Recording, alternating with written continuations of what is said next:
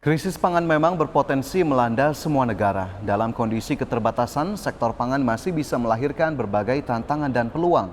Salah satunya melalui startup pangan yang bisa menjadi peluang dalam keterbatasan suplai pangan. Saat ini isu pangan menjadi isu yang sangat penting bagi semua negara. Krisis pangan terjadi hampir di semua negara akibat perang antara Rusia dan Ukraina. Untuk itulah memadukan isu pangan ini dengan perusahaan rintisan atau startup menjadi solusi yang menarik. Terlebih peluang pengembangan usaha rintisan masih terbuka di tengah krisis pangan yang terjadi saat ini. Dengan adanya startup pangan, diharapkan bisa memberikan kontribusi positif untuk melahirkan berbagai solusi di tengah persoalan pangan dunia. Peranan teknologi dinilai menjadi penting untuk menyelesaikan persoalan pangan saat ini. Sementara dalam sektor pangan, terdapat lini produksi, distribusi hingga pasar yang memiliki potensi untuk dikembangkan melalui teknologi. Karena itulah, mulai merintis startup pangan bisa dilakukan agar kita semua bisa menyelesaikan persoalan pangan di Indonesia. Karena sektor agriculture memiliki target konsumen yang luas, mulai dari petani, nelayan, hingga ibu-ibu rumah tangga. Meski peluangnya sangat terbuka, usaha di perusahaan rintisan tetap harus ditekuni karena 90% startup gagal saat masih merintis.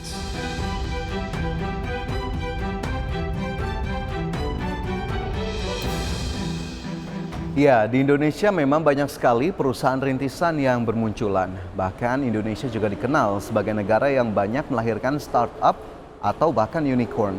Namun Presiden Joko Widodo mengingatkan pentingnya startup yang bergerak di bidang pangan agar persoalan krisis pangan yang terjadi di banyak negara tidak merembet ke Indonesia. Presiden Joko Widodo menilai krisis pangan yang terjadi dewasa ini sungguhnya merupakan peluang bagi bisnis yang bergerak di bidang pertanian. Karena itu Presiden mendorong para pelaku usaha rintisan atau startup untuk berani menangkap peluang di sektor pangan yang dinilai masih terbuka begitu lebar. Bahkan ini peluangnya membesar karena krisis pangan dari dampak agresi militer Rusia ke Ukraina. Presiden menyebut berdasarkan populasi startup Indonesia saat ini, hanya 4% saja yang berkecimpung di sektor agrikultur. Dan berikut pernyataan Presiden Joko Widodo ketika membuka BUMN Startup Day kemarin. Masalah krisis pangan, urusan pangan ke depan ini akan menjadi persoalan besar yang harus dipecahkan oleh teknologi. Dan itu adalah kesempatan, itu adalah peluang, itu adalah opportunity. Dan agriculture hanya 4%. Hati-hati, ini ada kesempatan besar di situ. Karena di dalam urusan pangan itu ada yang namanya urusan produksi, ada yang namanya urusan distribusi, ada yang namanya urusan pasar. Ya, namun demikian berdasarkan catatan yang ada, setidaknya terdapat 80-90% startup yang gagal saat masih merintis. Diperkirakan gagalnya para startup ini karena tidak melihat kebutuhan pasar yang ada. Kegagalan berikutnya adalah karena kehabisan dana. Karena itulah dukungan pendanaan untuk para startup ini perlu dilakukan. Venture capital dan BUMN diharapkan bisa mendukung pembangunan ekosistem digital. Dengan demikian, para startup bisa mendapatkan peluang ekonomi digital yang ada.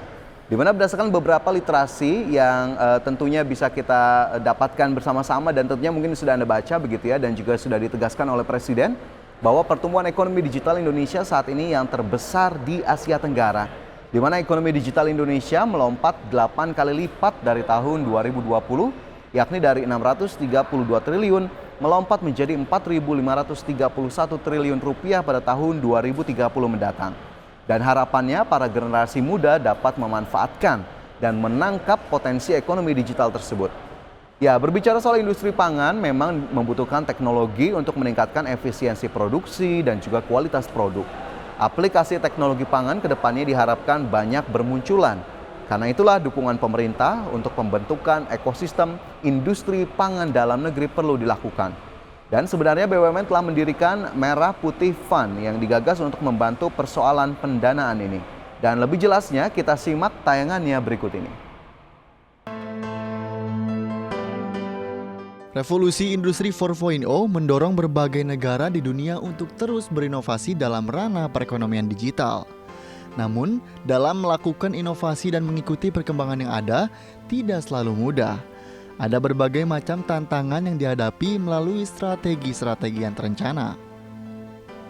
Peluang ekonomi digital di Indonesia memang masih menggiurkan, namun masih diperlukan adanya kebijakan dan regulasi yang mendukung riset dan inovasi. Juga diperlukan koordinasi lintas kelembagaan dalam mendukung perkembangan ekonomi digital dan hilirisasi ekonomi digital untuk mempercepat pembangunan infrastruktur ekonomi digital. Hampir semua negara mendorong perekonomiannya ke arah digital, termasuk Indonesia. Namun, upaya mendorong transformasi digital tidak semudah membalikan telapak tangan.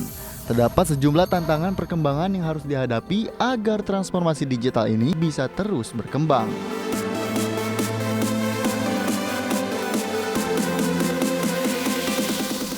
Ya, Menteri Badan Usaha Milik Negara Erick Thohir mendorong para pendiri perusahaan rintisan atau startup untuk melihat peluang di bisnis pangan melalui ekonomi digital. Berbicara startup di Indonesia, saat ini memang masih didominasi di sektor financial technology atau e-commerce. Di Indonesia memang sudah mulai bermunculan startup di bidang agriculture. Namun secara persentase jumlahnya baru 4%. Sementara ketika berbicara soal pangan, tidak hanya sebatas beras ya pemirsa, tapi ada juga sayuran, telur, daging, dan juga lain sebagainya. Ketika dunia terancam krisis pangan, membuat sektor ini memiliki potensi dan peluang yang besar. Seperti yang telah dikatakan Presiden di awal tadi, persoalan pangan harus bisa diselesaikan melalui teknologi. Dan sebagai negara yang banyak melahirkan startup kelas dunia, Indonesia juga bisa mendorong dan merangsang lahirnya startup pangan ke depannya. Beberapa startup pangan di Indonesia sudah bermunculan, sebut saja seperti Sayur Box, Kedai Sayur, Agriaku, dan masih banyak lagi. Meski demikian, jumlah tersebut masih relatif kecil dengan potensi yang begitu besar. Dan pertumbuhan ekonomi Indonesia ditargetkan bisa tumbuh 5% setiap tahunnya. Dan salah satu untuk membantu pertumbuhan tersebut dengan cara hilirisasi industrialisasi seperti ekonomi digital. Di mana berdasarkan proyeksi, nilai ekonomi digital Indonesia akan mencapai 4.500 triliun rupiah pada 2030 mendatang dan menjadi yang terbesar di kawasan Asia Tenggara. Jika dilihat dari turunan ekonomi digital adalah salah satunya startup. Tapi startup sendiri kita lihat seperti yang sudah saya sebutkan tadi, banyak yang gagal karena marketnya tidak ada atau manajemen yang kurang baik atau bahkan kehabisan pendanaan. Nah, disitulah kenapa hari ini BUMN membangun suatu ekosistem yang diawali dari 19.000 digital people yang mempunyai peluang untuk membuat startup baru. Untuk membantu pertumbuhan ekonomi Indonesia, industri pangan mempunyai peluang tak hanya untuk masyarakat Indonesia, namun juga untuk pangan dunia. Dan saat ini sebanyak 5 perusahaan modal Ventura yang dibawahi BUMN telah melakukan penyuntikan dana terhadap 336 perusahaan startup. Kelima perusahaan modal Ventura itu yakni Mandiri Capital, BRI Ventures, MDI Ventures, Telkomsel Mitra Inovasi, dan juga BNI Ventures. Di mana dukungan semua pihak sangat penting tentunya karena ekonomi digital berpeluang melahirkan pertumbuhan ekonomi baru. Dan bagaimana lebih jelasnya, kita simak tayangan berikut ini.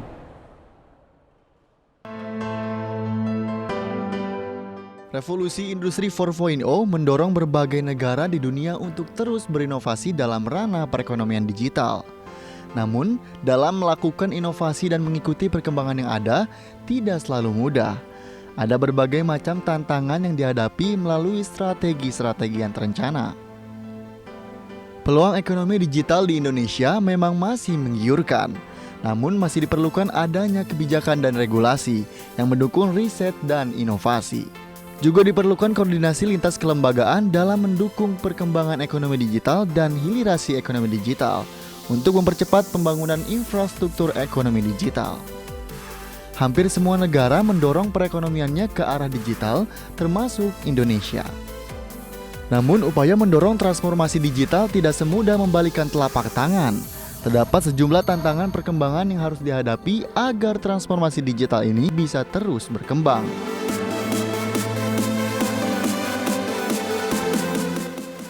Ya, ekonomi digital telah menghadirkan peluang baru bagi perekonomian Indonesia. Melalui ekonomi digital diharapkan bisa meningkatkan taraf hidup masyarakat. Diperkirakan nilai ekonomi digital Indonesia mencapai 70 miliar dolar Amerika pada tahun 2021 lalu dan pada 2025 mendatang potensi tersebut diperkirakan meningkat menjadi 146 miliar dolar Amerika atau meningkat 2 kali lipat. Dengan digitalisasi akan semakin banyak pelaku usaha di Indonesia yang mengadopsi teknologi digital untuk berinovasi dan mengembangkan perusahaan rintisan. Saat ini Indonesia sedang mengembangkan kerangka ekonomi untuk nasional untuk mendorong kolaborasi dan menumbuhkan sinergi di antara para pemangku kepentingan terkait. Namun demikian, meski banyak potensi, juga ada sejumlah tantangan yang harus diantisipasi. Yang pertama yakni soal cyber security, di mana keamanan digital ini masih menjadi tantangan utama di berbagai negara dalam hal ekonomi digital. Sebagai negara berkembang yang memiliki peluang besar, Indonesia memiliki arus transaksi online yang semakin meningkat setiap tahunnya. Hal ini akan menjadi celah baru bagi pihak yang tidak bertanggung jawab untuk melakukan penyerangan terhadap dunia cyber. Bahkan Indonesia pernah mendapat 1.225 miliar serangan cyber setiap harinya. Oleh karenanya penting bagi pemerintah menciptakan sistem keamanan internet tingkat tinggi guna menjaga transaksi dan investasi ekonomi digital. Tantangan lainnya adalah ketatnya persaingan, di mana perekonomian digital juga membawa persaingan pasar semakin ketat. Berkembangnya e-commerce seolah menjadi keran masuknya produk-produk dari negara lain ke Indonesia dengan sangat mudah. Akibatnya produk-produk lokal pun jika tidak berkembang akan tergerus oleh produk dari negara lain yang cenderung dijual dengan harga yang lebih terjangkau biasanya. Karena itulah penguatan daya saing produk lokal juga terus ditingkatkan agar bisa bersaing di ekonomi digital. Adapun tantangan selanjutnya dalam menghadapi investasi digital ekonomi Indonesia ialah mengenai sumber daya manusia. Hal ini tentu menjadi PR bagi pemerintah di negara-negara berkembang seperti Asia Tenggara termasuk di Indonesia. Meski jumlah startup di Indonesia banyak, namun sumber daya profesional di sektor ini masih terhitung minim, masih didominasi tenaga dari luar negeri. Dan tantangan lainnya yang tak kalah penting adalah ketersediaan akses internet yang mumpuni, sebab akses internet inilah yang mempengaruhi investasi digital ekonomi di Indonesia. Di mana saat ini akses internet masih terpusat di pulau-pulau terbesar saja seperti Jawa, Sumatera, Bali, dan Nusa Tenggara, sedangkan wilayah seperti Kalimantan, Sulawesi, hingga Papua dinilai masih minim. Ya, berbagai tantangan tadi tentunya harus disikapi dan tentunya disiapkan strategi dan juga langkah-langkah yang bisa cukup jitu dan efektif untuk bisa semakin mendukung perkembangan ekonomi digital, terutama jika kita bicara soal startup pangan yang memang digaung-gaungkan terutama oleh pemerintah dan juga BUMN guna menangkap peluang pasar yang ada saat ini.